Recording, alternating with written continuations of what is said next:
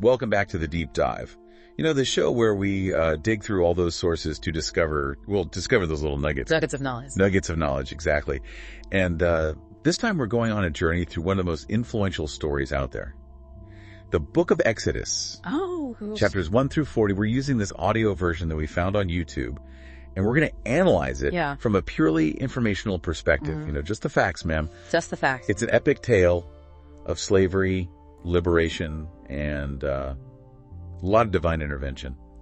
A lot of it. Yeah, it's a pretty wild ride. What always gets me about Exodus is how it echoes across all these different cultures and time periods. You know, it's like those themes of oppression and fighting for freedom and just trying to figure out who you are. Those are like universal. Those are human experiences. Yeah, they really are. And even if you just come at it from like a purely informational standpoint, you can't help but get sucked in by all the drama. No, you really can't. So let's set the stage. We begin with the Israelites enslaved in Egypt. Mm-hmm. And it's really interesting how they went from this small group, like only 70 people arriving with Jacob, right, to becoming a huge population, mm-hmm. even though they were, you know, forced into labor by this Pharaoh who saw them as a threat. Right. That's exactly where the conflict starts. I mean, this Pharaoh was so afraid, he just kept making the oppression worse and worse until he did something truly awful. He ordered all the newborn Hebrew boys to be killed. Yeah, to be thrown into the Nile. It's a stark example of how fear can, you know, drive powerful people to commit atrocities. It really is. It's a tough way to start this story. It's heartbreaking. Yeah. But it sets the stage for our main man, Moses. Moses, yeah. His story is just wild, beginning with that crazy escape as a baby. Oh, yeah. Sent down the Nile in a basket. And then who finds him? Pharaoh's daughter. Pharaoh's daughter. It's like, talk about irony. Moses grows up right in the middle of the enemy camp, totally unaware of who he really is. Right. But then he figures it out. And he sees the suffering of his people firsthand. Right. It's a turning point. It puts him on the path to fulfilling his destiny. It really does. And that destiny takes this dramatic turn at Horeb, the mountain of God. Can you tell us more about this encounter with the burning bush? Yeah. For our listeners who may not be totally familiar. Sure. Well, you don't see a bush on fire, but not burning up every day. You really don't. I mean, that's how God got Moses' attention. You can just imagine the awe. I mean, terrifying, but amazing. And then God speaks, tells Moses to lead the Israelites out of slavery. Wow. And Moses, he has some doubts. Who am I to do this? Right. I think we've all asked that question at some point. Oh, yeah, definitely. You know, who among us feels ready to take on those huge challenges? I know I haven't, but that's what makes this exchange so cool. God doesn't expect Moses to have it all figured out. Instead, God promises to guide him and support him. I will be with you. Wow. And then, boom. One of the most powerful moments in the Bible, God reveals his name. I am WHO. It's powerful. It's a declaration of power and self-existence. Absolutely. Just this unwavering presence. And it's what Moses will build his faith and courage on. Yeah. As he starts this, you know, seemingly impossible mission. But Moses wasn't exactly a smooth talker. That's where his brother Aaron comes in. Right. Aaron steps up as Moses' spokesperson. He's the one who delivers God's messages to Pharaoh and to the Israelites.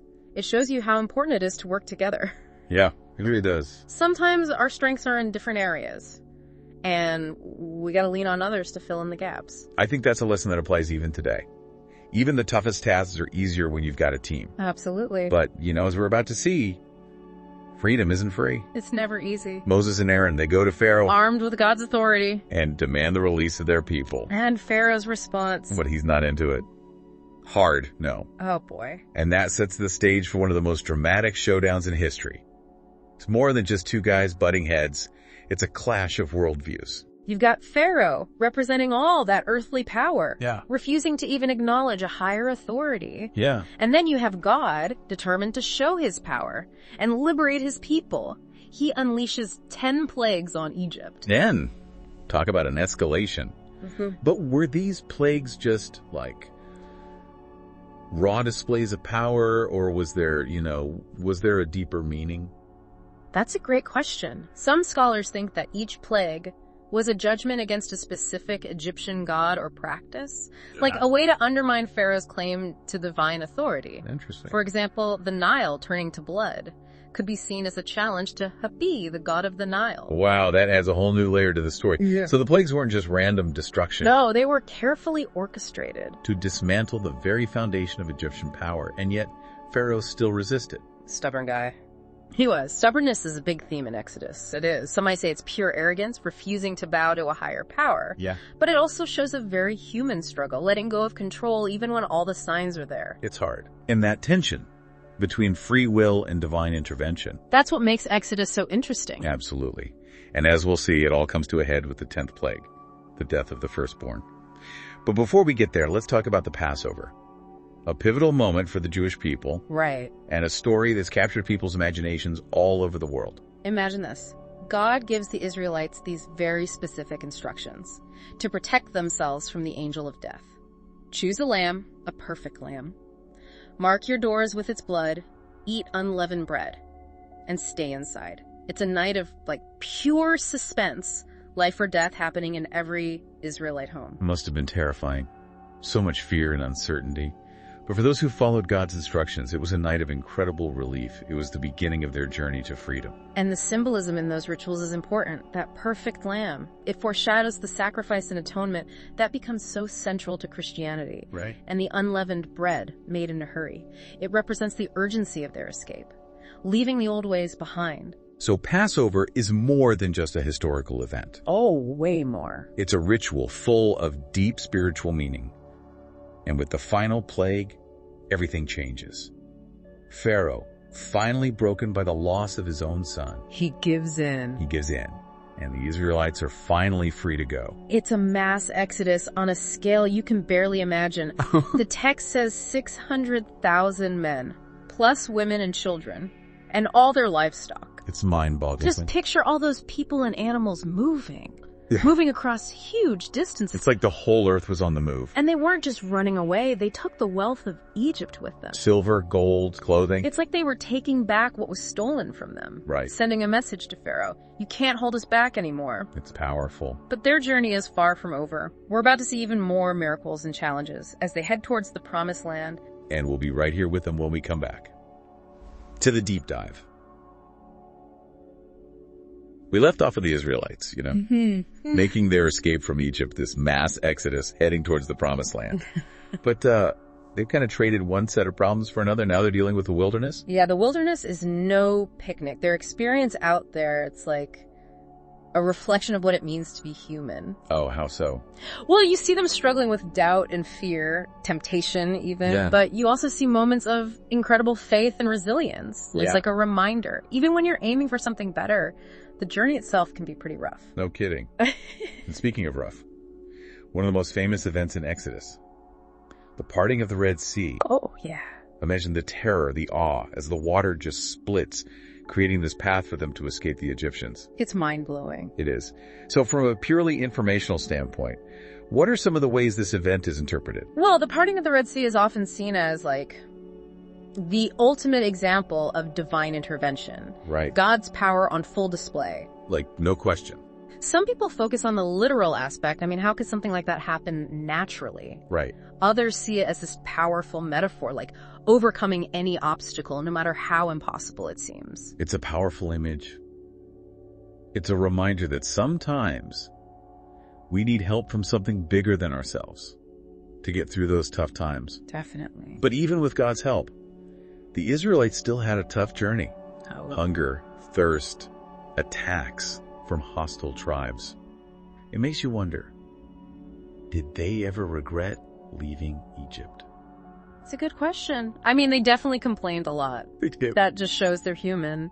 It's easy to think freedom is the answer to everything, but Yeah. the reality is it often comes with its own struggles. Right. The wilderness became this test of their faith. A test. Yeah, they had to rely on God. Even when they doubted his plan. Exactly. And it's in the wilderness that we see these incredible miracles. Oh, yeah. Manna from heaven, water flowing from a rock. Yep. And whether you take those literally or metaphorically, they highlight the idea that even in the most desolate places. There's always potential for sustenance and renewal. I like that. And these miracles, they often come with this renewed sense of purpose, Oh, this recommitment to their covenant with God. Okay. It's like adversity can push you towards spiritual growth. I see. And speaking of the covenant, Let's talk about the laws and commandments. Yeah. Given to the Israelites at Mount Sinai, the setting is so dramatic. Thunder, lightning, smoke. It adds this weight, this seriousness to the moment. Yeah. But some of those laws, well, they seem a bit outdated now. Yeah, you gotta remember the historical and cultural context. Right. What might seem strange to us today was totally normal back then. Sure. Those laws, they served a purpose, establishing order, promoting justice, defining their relationship with God. So it was about creating a framework for a good society. Exactly. Okay. And while some laws seem old-fashioned, others give us insight into the values they held. Like what? There are lots of laws about treating widows, orphans, and foreigners well. Oh, interesting. They emphasize compassion, protection for those who are vulnerable. It's like their own experience as foreigners in Egypt shaped their laws. That's fascinating. So they weren't just making rules, they were trying to create a better society than the one they escaped. Right. And within those laws, we have the 10 Commandments, which have had a huge impact on the world. Oh yeah, the 10 Commandments. They address these fundamental parts of human behavior. Our relationship with God, how we treat each other. Honesty, respect for authority. Even the dangers of wanting what others have. Like a moral compass. Guiding us toward good behavior, healthy relationships. But rules are made to be broken. Unfortunately, yeah. And the Golden Calf incident, it's the perfect example of how quickly people can stray, even after witnessing miracles. Picture this. Moses is up on Mount Sinai, getting the 10 Commandments. Meanwhile, the Israelites are down below, getting restless. Oh boy. Maybe they were missing the comforts of Egypt. Missing Egypt. Yeah, maybe a little. So they decide to make a golden calf, a symbol of the Egyptian gods they used to worship. It's almost funny. They just escaped slavery. Witness the Red Sea splitting. And they're already looking back. It shows you freedom isn't just about escaping the outside stuff. Right. It's about overcoming the stuff inside us. The temptations, the doubts, Yeah, boy. those can hold us back just as much. And their actions, they had consequences. Moses comes back down the mountain, sees the calf, and he is furious. Understandably. He smashes the tablets. Oh, wow. A dramatic display of anger and disappointment. But it's more than just broken stone, it's a broken covenant. A broken trust. Yeah, and they were held accountable. Their actions led to more challenges and setbacks. So even with the miracles in the covenant, things weren't easy for the Israelites. No, not at all. But even in their moments of weakness, we see their resilience. They repent, they recommit, And they keep moving forward. carrying the lessons they learned with them. Yeah, it's a good reminder for all of us. And it's in this context of, repentance and renewal that we see the construction of the tabernacle, God's dwelling place among the people. The tabernacle? The text goes into such detail. Oh yeah, the materials, the design, the symbolism. What's the significance of all that detail? Well, the tabernacle, it's more than just a building. Right. It represents God's presence with his people. Right. This tangible sign of the covenant. I see. All those instructions, the emphasis on craftsmanship, it shows how important it was to honor God, even out in the wilderness. It's like they're building a portable palace for Honestly. God. A reminder that even in the toughest times, they're not alone. And there's even deeper symbolism there. The tabernacle, with its layout and design, it's like a mini version of the cosmos, Oh, wow. reflecting their understanding of the divine order. Interesting. Each element, the colors, the materials, it all points to a deeper truth. It's amazing how ancient cultures use symbols to express complex ideas about the world. It really is The tabernacle becomes their center of worship a place to connect with God. to reaffirm their commitment to the covenant. Exactly. And it's important to note, building the tabernacle was a team effort. Right. We see skilled craftsmen like Bezalel and Oholiab chosen by God for this task. It shows the importance of working together. Of using your skills to create something bigger than yourself. It's a reminder that we're all part of something bigger. And even small contributions can make a difference. So we've talked about the tabernacle, the laws, but let's shift focus to the man at the center of it all, Moses. What kind of leader does he become throughout this journey? Moses, he's a fascinating study in leadership. How so? Well, we see him struggle with self-doubt, moments of anger, frustration. Right.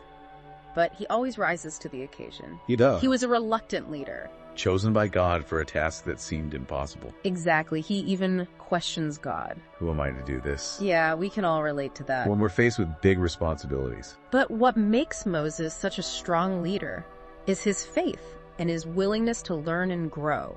He doesn't pretend to have all the answers. No, he seeks guidance from God, relies on others. And ultimately leads his people through these crazy obstacles. He embodies humility, perseverance, and purpose. His leadership isn't about power. It's about serving something bigger. And empowering others to do the same. And maybe the most important lesson from Moses is the power of trusting in something beyond yourself. He always sought guidance from God, knowing he couldn't do it alone. It's a reminder that even the best leaders need support, guidance, and a source of strength.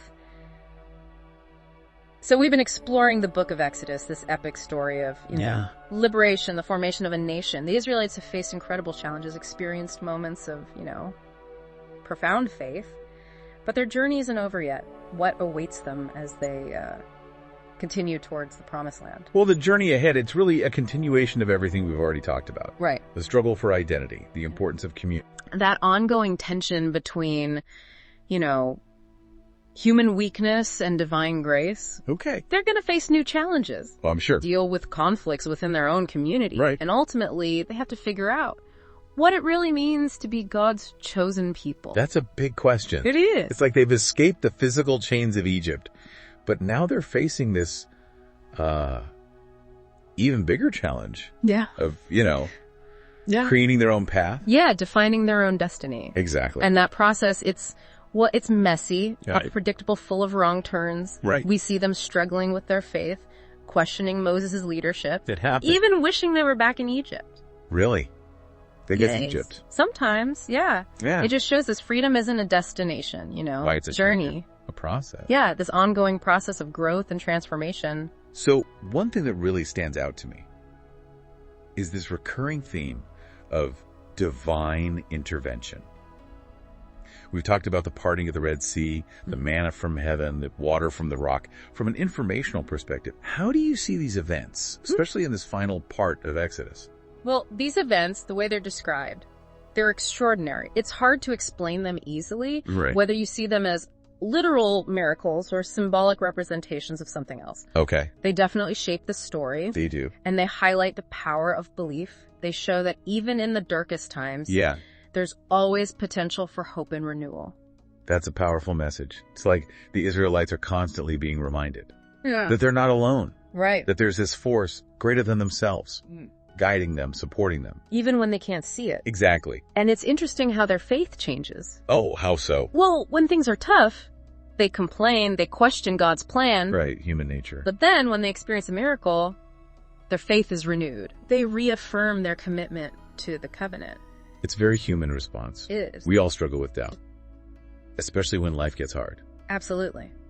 It shows that faith isn't about blind belief or never having doubts. It's about holding on to hope, even when it's tough. Right. Trusting that there's a bigger purpose, even when we don't understand it. So even when we're just looking at the information, we can't ignore the impact of faith on the human experience. It's a huge part of the story, and it makes you think. What role does belief play in our own lives? Good question. What do we turn to for strength when we face challenges? These are questions that go beyond religion. They speak to something deeper. Something we all share. Now, we've talked about the laws from Mount Sinai, the laws that were supposed to guide the Israelites towards a just and righteous society. But as we've seen, they didn't always follow those laws. No, they didn't. What does that struggle tell us about human nature? Well, it shows the tension between what we want to be and what we actually do. Right. They had this vision for a good society, but they kept falling short. They couldn't resist temptation. They were afraid. They missed their old ways. It's like they had the plans for a better world, but they kept making mistakes during construction. That's a good way to put it. It's something we all face. We do. We have ideals, goals, dreams. Yeah. But putting them into practice, that's the hard part. It is. It takes effort, reflection. And learning from your mistakes. Exact. So Exodus isn't just about escaping physical bondage. It's also about escaping the things that hold us back inside. It's about freeing ourselves from our own limitations. That's a powerful message. And it's just as relevant today. It is. We're all on this journey of self-discovery. Trying to live up to our potential. Trying to create a better world. And Exodus reminds us that journey takes courage, resilience, and a willingness to embrace the messiness. It's been an amazing deep dive into the book of Exodus, a story filled with drama and lessons, and themes that are still relevant today. As we wrap up, what's the one thing you want our listeners to think about? Well, imagine you were there, on that journey out of Egypt, Right. seeing the plagues, the Red Sea parting, the giving of the law, the tabernacle. Wow. What moment would have had the biggest impact on you? That's a great question. And how would that experience shape your understanding of faith, freedom, and the challenges of building a better world? Wow, that's something to think about. Our journey through Exodus may be over, but the journey of self-discovery and the search for meaning, that journey continues. So keep questioning, keep exploring, and keep diving deep into the stories that shape our world. Thanks for joining us on The Deep Dive.